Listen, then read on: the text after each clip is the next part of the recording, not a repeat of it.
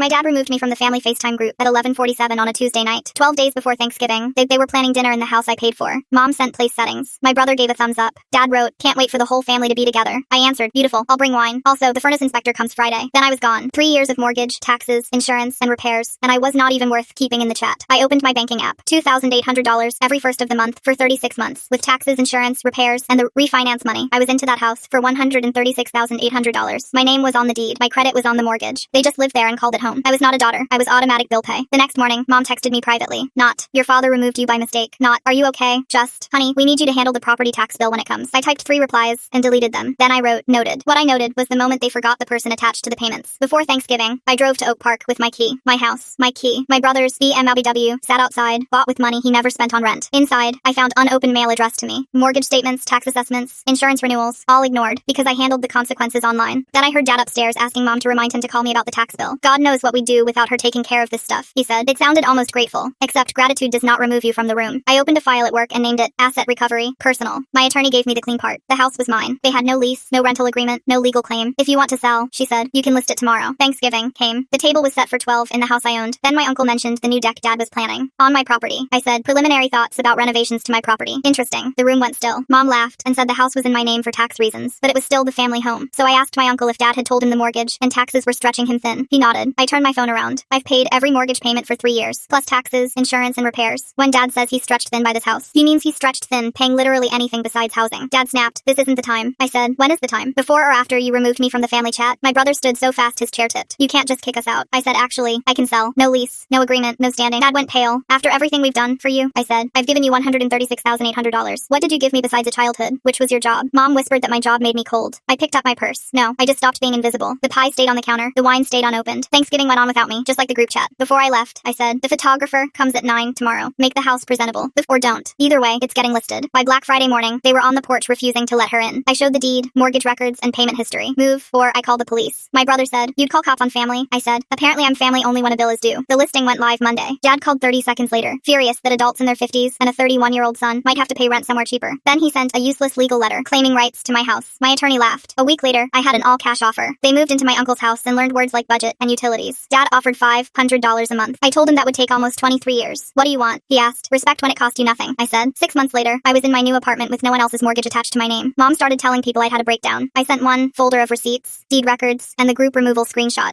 The story disappeared fast. That night, I opened my blocked contacts. I could have rebuilt the bridge, but bridges go 2 ways, and I had spent 3 years building alone. So I deleted them, not blocked. Gone. They removed me from the chat, and I removed myself from the bill. For once, everybody got exactly what they chose.